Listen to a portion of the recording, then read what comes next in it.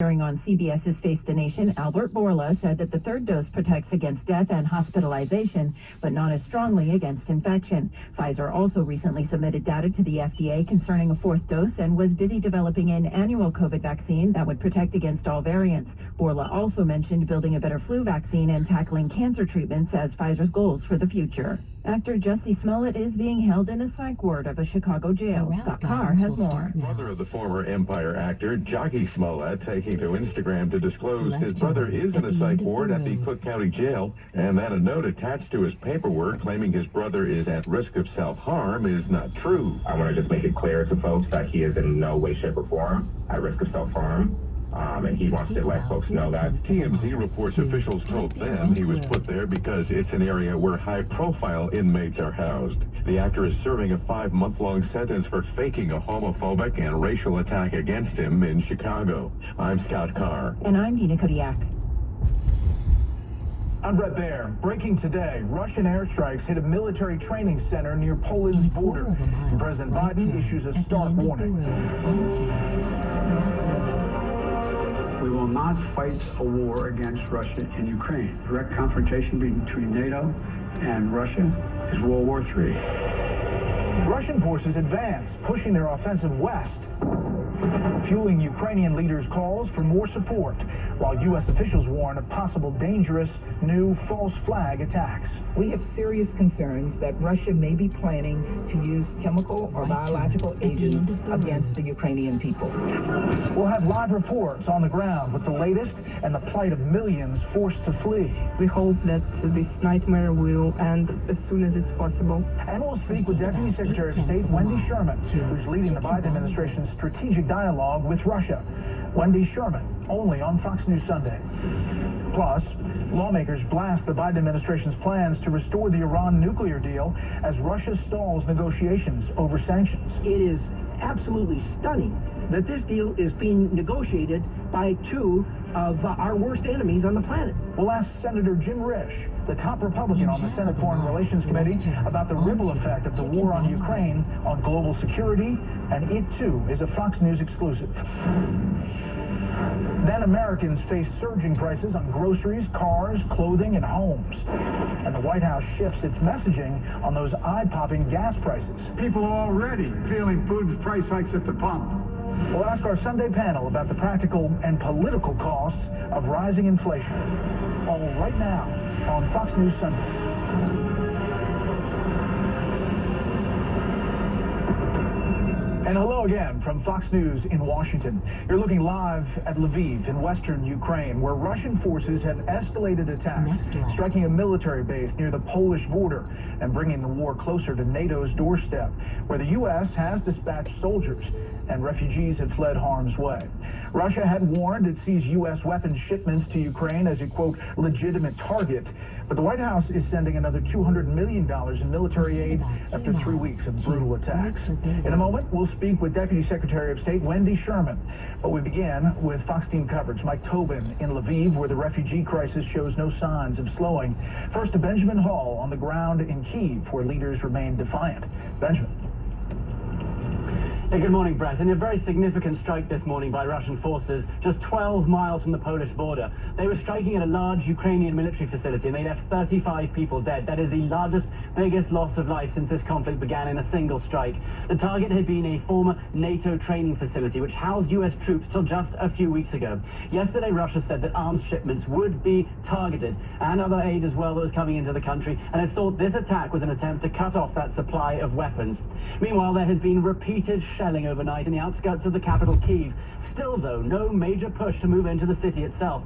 The concern now, though, is that as with other cities where ground invasions have faltered, the Russians will resort to indiscriminate shelling. President Zelensky earlier warning them against it. 4 miles ahead, if they kill all of us, then they will enter Kyiv. If this is the goal, then let them enter, but they will end up living alone on this land, certainly without us. They will not find friends among us. Ukrainian forces have had significant success ambushing Russian convoys, largely thanks to the U.S. Javelin anti-tank missiles that have come in. But it's also because the Russian army has performed poorly. Its equipment is old, its tactics outdated. Instead, they have been relying on overwhelming force. In some of the smaller cities and towns that Russia does control, now they're trying to put in place a civil governance of their own, kidnapping one mayor and replacing him with theirs, while also pushing to set up breakaway states in the south. But even there, they are facing resistance. Hundreds of people coming out and protesting the new occupation. A reminder that they will never tolerate Russian rule. Meanwhile, the siege of major cities like Mariupol and Kharkiv continue, with hundreds of thousands still stuck without water, food, heating, medicine. The mayor of Mariupol says over 1,500 people have died in that city alone, while other smaller towns and cities who resist have been totally destroyed. On the diplomatic front, the Foreign Minister Kuleba says that they are willing to negotiate, but they will not surrender. President Macron of France and Chancellor Scholz of Germany spoke with President Putin yesterday, seeking just a 24-hour ceasefire. They couldn't get even that. Now President Zelensky saying he hopes Israel might be able to mediate between the two countries, possibly hosting talks in Jerusalem. Brett? Benjamin Hall reporting from Kyiv. Benjamin, thank you. Earlier, we took a look at Russia's latest maneuvers with Fox News strategic analyst General Jack Keane. General Jack Keane, thanks for being here. Great to be here. Look at what's happened over the last 24 hours. There's still this big movement in the south, and yet Kyiv is still the focus. Overnight, though, General, the big focus was out west, and these strikes, one of them just miles from the Polish border. Significant? You know, what this is apart is they began to open up a campaign in the west here after 2 weeks of the war, which has largely been focused in the east, in the north, and the south, on the east side of Ukraine. And this is about taking control of this area eventually, but they started with an aerial bombardment campaign, certainly very close to the Polish border here. It's well established that a lot of our resupplies for the Ukrainians are coming through Poland and also through Romania. Eventually, they're going to interdict those supplies that are coming in here. Got it. And there's another airfield here and one up here that was hit over the past basically 36 hours. The Ukrainians have still 56 airplanes left, and most of them are positioned in the west. Got it. And that is another reason for the bombing campaign. Okay, then we're taking a look at Kyiv here. This is the central city, but it seems that this red is the Russian forces coming down. There's also a big movement this way, right? Yeah, there's two. South Street. Right, and where they are is right at the outskirts of the city now. And it's taken them almost 2 weeks to get there. Stop and go traffic. The purpose of that is they're on the northwest side and the northeast side of the city. The purpose is really to encircle the city, to go around the city as the circle would indicate, and they're bringing their artillery forward. And once they get that artillery in position around the city, they'll begin to hammer it. As soon as it's in range, they'll start to hammer it. But it'll be consistent and persistent once they encircle the city. And this is the Russian way of war. Their intent here is to rubble as much of that city as they can, slaughter the people that are inside of it, and get a capitulation out of Zelensky without having to go into the city. Now, it's the same thing they're doing in the south. Exactly. And this is Crimea. We saw the forces move out from here. But in Mariupol, that same philosophy is happening? Yeah. Mariupol is under siege. They've shut off all the water. They've shut off the power. They've shut off food coming into the city. And Mariupol is key because it's establishing a land bridge to Crimea. All the way down. And it cuts off the Ukrainians' access to the Sea of Azov. Over here in Odessa. Down here. Right. What they're attempting to do here is make certain that the entire Black Sea is cut off. I don't know why my finger doesn't work. Yeah, so they're trying to get the coast.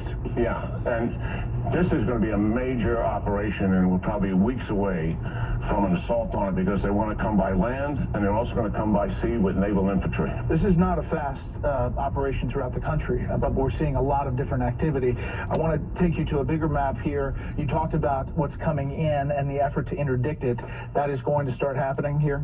Yeah, there's no doubt about that. They know full well that the roads from Poland and the roads from Romania are the sources of the resupply that's sustaining Ukrainians. I mean, these arms and munitions are the lifeline for the Ukrainian military. If that gets shut down, it's likely the Ukrainians are going to have real problems. Quickly, I want to take you to another place, and this is Iraq, in the Kurdish region, Erbil. Our U.S. consulate hit overnight by 12 rockets fired, we believe, from inside Iran. That is a provocative action.